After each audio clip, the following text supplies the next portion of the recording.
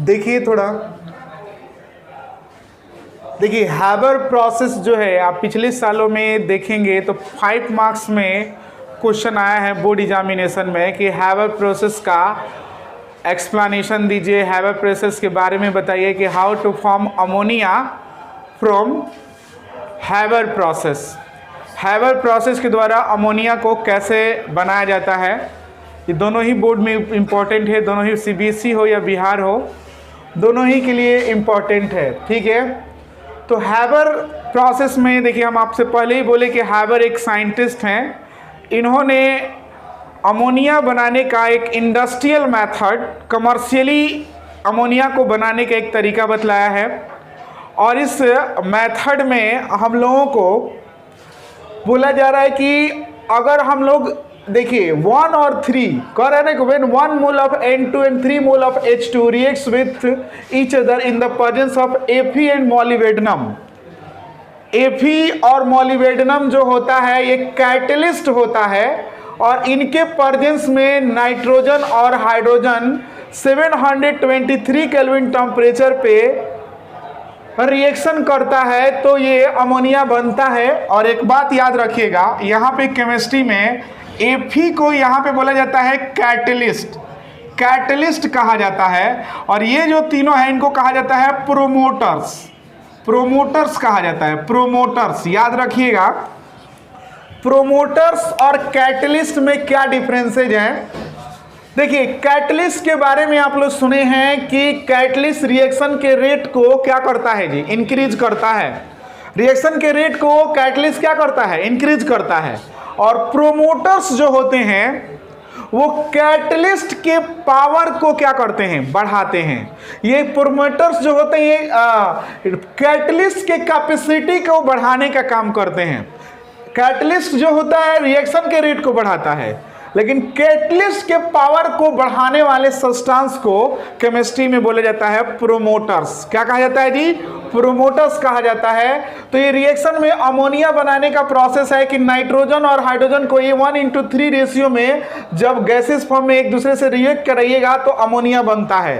Ammonia और iron इसमें catalyst होता है, मोलिब्डेनम और ये सब जो होता है प्रोमोटर्स होता है। और ये रिएक्शन जो होता है रिवर्सेबल होता है। क्या होता है जी, रिवर्सेबल होता है। दूसरी बात है कि रिएक्शन जो होता है एक्सोथर्मिक भी होता है, इसमें हीट रिलीज होता है। डेल्टा एच का वैल्यू -46.1 किलो जूल पर मोल होता है।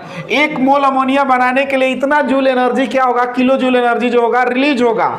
तो यह एक जो रिएक्शन होता है हैबर प्रोसेस में, ये एक याद रखिएगा एक एक्सोथर्मिक रिएक्शन होता है और रिवर्सेबल रिएक्शन होता है। और इसलिए यहाँ पे लीच चिटेलियर प्रिंसिपल जो होता है अप्लाई होता है। रिएक्शन का जो फेवरेबल कंडीशन होता है जिसमें आपको प्रोडक्ट ज़्यादा से ज़्यादा बने, उसके लिए फेवरेबल कंडीशन होता है कि इस रिएक्शन को लो टेम्परेचर पे कराना है। किस पे कराना है जी, लो टेम्परेचर पे कराना है। क्योंकि रिएक्शन ये एक्सोथर्मिक है और हीट अगर रिलीज हो रहा है, अगर हाई टेम्परेचर दीजिएगा तो रिएक्शन जो होगा ये फॉरवर्ड डायरेक्शन में ना होकर के बैकवर्ड डायरेक्शन में होने लगेगा। क्योंकि रिएक्शन का ये रूल है कि ज्यादा आप करिएगा, इससे नॉर्मल से इससे ज्यादा करिएगा, टेम्परेचर हाई करिएगा तो रिएक्शन उस डायरेक्शन में मूव करने लगता है जिधर जाने से उसमें जो चेंज किया गया है वो क्या हो जाए, खत्म हो जाए। तो अगर हाई टेम्परेचर करिएगा तो रिएक्शन फॉरवर्ड डायरेक्शन में ना होकर के बैकवर्ड डायरेक्शन में होने लगेगा, यानी कि अमोनिया का जो प्रोडक्शन का जो अमाउंट है, रेट है, वो डिक्रीज कर जाएगा। इसलिए इसमें टेम्परेचर को क्या किया जाता है, लो किया जाता है और प्रेशर को हाई किया जाता है। क्योंकि गैस देखिए रिएक्टेंट 4 मोल है, प्रोडक्ट क्या है 2 मोल है। अगर हम प्रेशर हाई करेंगे तो रिएक्शन इस सिचुएशन में फॉरवर्ड डायरेक्शन में ज्यादा मूव करेगा और जिससे अमोनिया का प्रोडक्शन ज्यादा होगा। अमोनिया का प्रोडक्शन इस सिचुएशन में अगर टेम्परेचर हाई करिएगा तो अमोनिया का प्रोडक्शन क्या होगा, ज्यादा होगा। तो कई बार ये एग्जाम में क्वेश्चन आया कि इसके लिए फेवरेबल कंडीशन बताइए, तो लो टेम्परेचर होना चाहिए और प्रेशर क्या होना चाहिए जी, हाई होना चाहिए। टेम्परेचर लो होना चाहिए और प्रेशर क्या होना चाहिए, हाई होना चाहिए, और साथ में कॉन्सेंट्रेशन जो रिएक्टेंट का अमाउंट जो है रिएक्टेंट का वो भी ज्यादा से ज्यादा डालिएगा तो प्रोडक्ट क्या बनेगा, ज्यादा बनेगा। हाई कॉन्सेंट्रेशन होना चाहिए किसका, रिएक्टेंट का। तो ये हाइबर प्रोसेस में ये सब जो कंडीशन है, जो रिएक्शन है, एकदम स्ट्रिक्टली याद रखेंगे आप लोग। अब देखिए इंडस्ट्री में इसको बनाने का तरीका क्या है, इंडस्ट्री में इसको कैसे बनाया जाता है, ध्यान दीजिए सब लोग, इंडस्ट्री में कैसे बनाया जाता है। देखिए सबसे पहला क्या प्रोसेस होता है, ध्यान दीजिए सब लोग। देखिए ये सब ये पाइप वगैरह होता है, अब जाइएगा इंडस्ट्री में बहुत सारा पाइप वगैरह होता है, आप देखिएगा कभी यूट्यूब पे भी देख सकते हैं आप लोग इंडस्ट्री का इस अमोनिया का प्रिपरेशन कैसे होता है। तो देखिए ये जो N2 गैस है, ये N2 गैस है और ये क्या है, H2 गैस है, H2 गैस है। और दोनों को देख ही रहे ना, 1 और 3, 1 और 3 के रेशियो में मिलाया जा रहा है। ये 1 मोल डाला जा रहा था, कितना, 3 मोल। तो 1 और 3 के रेशियो में इनटू 1 मोल जाएगा, तो इधर से कितना जाएगा, ये 3 मोल और जाएगा। और ये जा करके एक कंटेनर में इसको क्या किया जाता है, स्टोर किया जाता है हाई प्रेशर पे।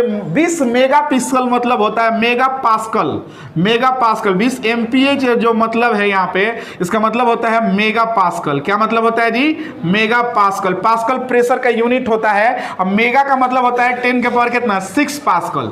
मेगा जो होता है जैसे किलो होता है ना, किलो 1000 से मल्टीप्लाई करते हैं, उसी तरह से ये मेगा पास्कल होता है 10 के पावर 6 पास्कल। ये अगर मेगा को हटाना है तो 10 के पावर 6 करना पड़ेगा और तब ये पास्कल में चेंज हो जाएगा। प्रेशर का यूनिट होता है और इतना पास्कल प्रेशर पे इसको स्टोर करके क्या किया जाता है, रखा जाता है N2 गैस को और किसको, H2 गैस को।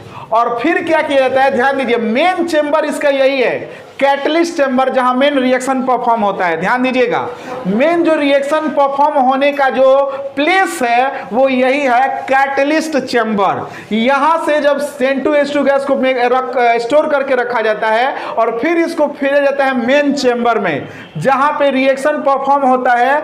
N2 और H2 गैस जो होते हैं, N2 और H2 गैस रिएक्ट करते हैं कैटलिस्ट के प्रेजेंस में। वो ये पोजीशन होता है जहां अमोनिया गैस क्या होता है, बनता है। इसमें टेम्परेचर यहाँ पे 723 केल्विन होता है और L2, K2O, MO ये सब मोलिब्डेनम ये सब क्या होता है, प्रोमोटर्स होता है। आयरन जो होता है यहाँ पे कैटलिस्ट होता है और इस कैटलिस्ट के प्रेजेंस में N2 और H2 यहाँ रिएक्ट करके अमोनिया गैस में क्या हो जाते हैं, कन्वर्ट हो जाते हैं।